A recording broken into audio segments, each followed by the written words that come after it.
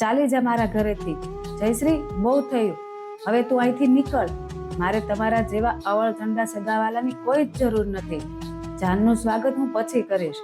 પહેલા તારી આ ઘરમાંથી વિદાય કરવી ખૂબ જ જરૂરી છે. આ કડવા શબ્દો અમદાવાદના રાણીપ વિસ્તારમાં આવેલા એક સુંદર બંગલાના વરંડામાં ગુંજતા હતા. દરવાજે ઘોડી પર બિરાજમાન વરરાજા પહોંચવાની તૈયારીમાં જ હતા અને શેરનાઈના સૂર વાગી રહ્યા હતા અને ઢોલ ઢબૂકી રહ્યા હતા. પણ ઘરની કરતા હરતા નિર્મલાબેન પોતાની નાની દેરાણી જયશ્રીને ઘરની બહારનો રસ્તો બતાવી રહ્યા હતા. વાત એમ હતી કે નિર્મલાબેનની દીકરી દિવ્યાના લગ્નના 2 દિવસ પહેલા જ સવારથી જ ઘરમાં લોકોની અવર જવર શરૂ થઈ ગઈ હતી. નિર્મલાબેનના પિયર પક્ષથી તેમની ભાભી અને બહેનો આવી ગયા હતા. કોઈ રૂમની વ્યવસ્થા જોઈ રહ્યું હતું તો કોઈ રસોડામાં રસોઈયાને સૂચના આપીને દેખરેખ રાખી રહ્યું હતું, તો કોઈ મંડપવાળા સાથે મંડપ કેમ બાંધવામાં આવે એ ફાઇનલ કરવામાં વ્યસ્ત હતો. બપોરે નિર્મલાબેનની નાની દેરાણી જયશ્રીબેન આવી. નિર્મલાબેને પ્રેમથી ભેટીને કહ્યું, આવો મારા વાલા બેન, તમારી જ રાહ જોવાતી હતી.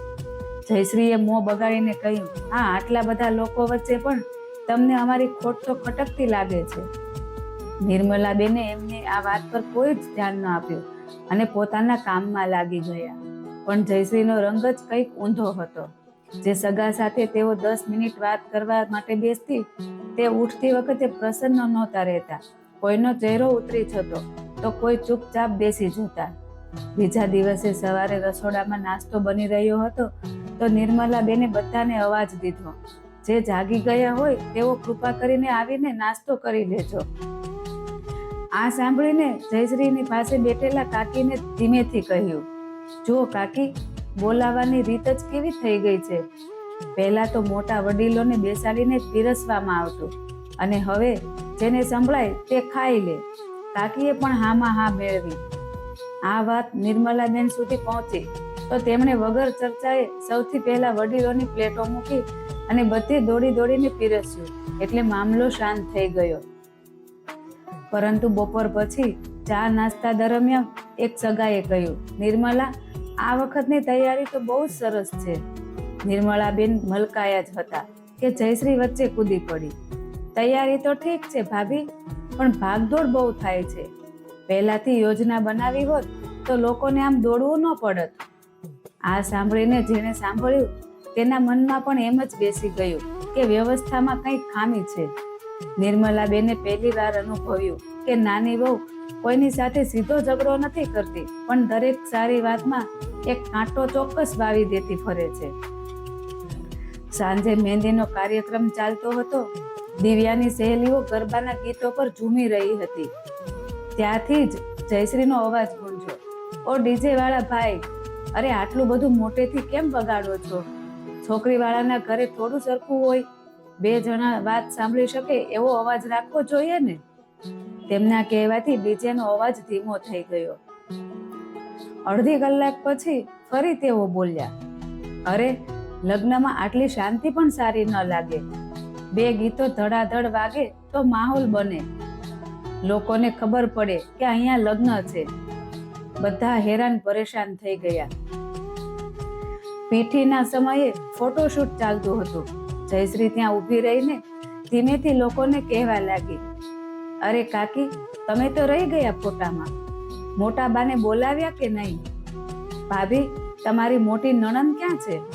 બસ પિયરવાળા સાથે જ ફોટા પડાવો છો. નિર્મલાબેને ટોક્યું, નાની વહુ, એમની સાથે તો સૌથી પહેલા ફોટા પડાવી લીધા હતા. જયશ્રી મોં બગાડીને બોલી, હા, મને તો ખબર જ ન હતી. જેમને ખબર જ નહોતી કે ફોટા પડી રહ્યા છે તેઓ પણ જયશ્રીની વાત સાંભળીને નારાજ થઈ ગયા કે તેમને જાણી જોઈને ટાળવામાં આવ્યા છે. નિર્મલાબેને ફરી બધાને બોલાવીને ફોટા પડાવ્યા. ત્યારબાદ નિર્મલાબેને રસોડામાં ઊભા ઊભા જયશ્રીને એક સગાને કહેતા સાંભળે, નિર્મલાબેન સારા છે, મહેનત પણ કરે છે, પણ લગ્નમાં બસ મહેનતથી કામ ન ચાલે, લોકોની સાથે લઈને ચાલવું પડે. આ સાંભળીને નિર્મલાબેનના દિલ ઉપર ઘા લાગ્યો. 4 દિવસથી તેઓ બધાને ખુશ રાખવા મથતા હતા, અને પાછળથી તેમનો પ્રસંગ ખરાબ કરતી હતી. ત્યાં જ દીકરી દિવ્યા આવીને બોલી, મમ્મી, જયશ્રી કાકી મારાથી નારાજ છે? નિર્મલાબેન ચોંકી ઉઠ્યા. શું થયું બેટા? દિવ્યાએ કહ્યું, મમ્મી, હું જ્યારે હસું છું ત્યારે મને ટોકે છે કે લગ્ન પછી સાસરે આમ ખડખડાટ ન હસાય, લોકો તને હલકટ છોકરી ગણશે. દિવ્યાની આંખોની ચમક ફીકી પડી ગઈ હતી. નિર્મલાબેને દીકરીને સમજાવી, પણ હવે તેમને સમજાઈ ગયું હતું કે દેરાણી જાણી જોઈને પ્રસંગ ખરાબ કરી રહી છે. અને પછી આવ્યો લગ્નનો દિવસ. જાન આવવાની હજુ 1.5 કલાકની જ વાર હતી. ઘરમાં ભાગ દોડ ચાલતી હતી. અચાનક બહારથી અવાજ આવ્યો. નિર્મલાબેન દોડીને બહાર આવ્યા તો જોયું કે જયશ્રી વરંડામાં ઊભી હતી અને સામે મહેશભાઈ, 2 નણંદ અને મોટા પપ્પા હાજર હતા. ત્યાં જઈને નિર્મલાબેને પૂછ્યું, શું થયું? જયશ્રી ગુસ્સામાં બોલી, મને હવે સમજાઈ ગયું કે આ ઘરમાં અમારી કોઈ જ કદર નથી. પણ જયશ્રી, થયું છે શું? નિર્મલાબેને શાંતિથી પૂછ્યું. થયું એવું કે જાન દરવાજે આવીને તૈયારી છે. થયું એવું કે જાન દરવાજે આવવાની તૈયારી છે. થાળી સજાવીને તૈયાર કરી છે. પણ ઘરના વડીલો અહીં બેઠા છે. એમને વાત કોઈ પૂછે છે? નવા લોકોને માલિક બનાવી દીધા છે, એટલે એમને વડીલોની કદર જ નથી. મને તો જાન કેટલા વાગે આવશે એ પણ નથી કહેવામાં આવ્યું. મોટા પપ્પાએ સમજાવ્યા, અરે જયશ્રી, બહુ બાળકો છે ને, ભાગદોડ કરે છે. જાન આવશે એટલે બધાને આગળ કરીને લઈ જશે. પણ જયશ્રી ના અટકી નહીં. ત્યાં જ ઘરના છોકરાઓ દોડતા આવ્યા, મામી, જાન બસ 5 મિનિટમાં જ ગેટ પર આવી જાય છે. સૌ જવા તૈયાર થયા ત્યારે જયશ્રીએ ચીસ પાડી, પહેલા મારી વાત પૂરી થશે અને પછી જ જાનનું સ્વાગત થશે. અને મહેશભાઈ ગભરાયા, નાની વહુ, હમણાં નહીં, પછી આરામથી વાત કરશું. જયશ્રીએ બૂમ પાડી, ના, વાત હમણાં જ થશે. 4 દિવસથી હું ચૂપ છું. નિર્મલાબેને બહાર શહેનાઈ અને ઢોલનો અવાજ સાંભળ્યો. તેમણે હાથ જોડીને કહ્યું, જયશ્રી, હમણાં મારી દીકરીના લગ્ન છે. જે કહેવું હોય તે કાલે કહેજે. અને જયશ્રી એકદમ ભડકી, ના, આજે અને હમણાં જ વાત થશે, પછી જ વરરાજાને મોકવામાં આવશે. હવે નિર્મલાબેનની ધીરજ ખૂટી ગઈ હતી. પોતાની દીકરીની જાન દરવાજે હતી અને જયશ્રીનો તમાશો શરૂ થયો હતો. હવે નિર્મલાબેન ગુસ્સામાં બોલ્યા, બસ જયશ્રી, બહુ થયું તારું આ નાટક. લગ્ન મારી દીકરીના છે અને પરીક્ષા અત્યારે મારી ચાલે છે. 4 દિવસથી હું લગ્ન ઓછા અને તમારો મૂડ વધારે સંભાળું છું. બધાના કાન ભરે છે. કોઈના વખાણ કરીએ એમાં તને કાંટો વાગે છે. જ્યાં 2 લોકો હસતા હસતા વાતો કરતા હોય ત્યાં તું બેસે એટલે વાતાવરણમાં એકદમ પલટો આવી જાય છે. હું 4 દિવસથી તારા કારણે બધાના નખરા સહન કરીને મનાવું છું. જયશ્રીએ બૂમ પાડી, તમે મોટા એટલે મને બધાની સામે અપમાન કરો છો. ત્યારે સમાચાર આવ્યા, વરરાજા તોરણે આવી ગયા છે. નિર્મલાબેને પોતાની ઇજ્જત માટે જયશ્રી સામે જોઈને કડક અવાજે કહ્યું, બસ હવે નહીં. મારી દીકરીની ખુશીઓમાં હું તને ઝેર ઓકવા તો નહીં જ દઉં. તેના નવા જીવનની શરૂઆત આવા કલેશ સાથે તો નહીં જ થઈ શકે.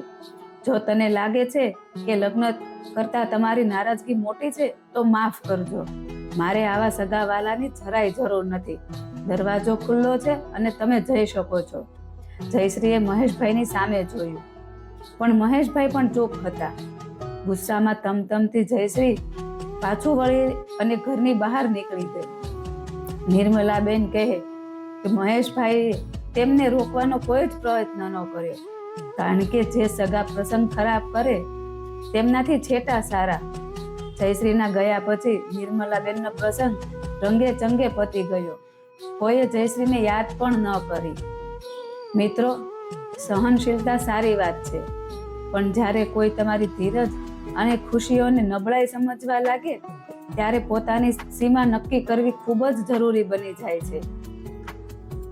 નિર્મલાબેનની જેમ યોગ્ય સમયે કડક નિર્ણય લેવો એ આત્મસન્માન અને પરિવારની શાંતિ માટે ખૂબ જ જરૂરી છે. દરેક પરિવાર કે લગ્નમાં આવો કોઈ નંગ સગો હોય તો તેને કેવી રીતે સાચવવો જોઈએ? તમારો અભિપ્રાય કોમેન્ટમાં જરૂર જણાવજો. મારા કાકા કહેતા હતા, ભાઈઓ તો જોઈએ, નહીતર લગ્નમાં તમારી સાથે ઝઘડશે કોણ? મિત્રો, જો તમને અમારી આ વાર્તા ગમી હોય તો લાઈક કરજો, કોમેન્ટ કરજો અને શેર કરજો અને સબસ્ક્રાઈબ તો જરૂરથી કરજો.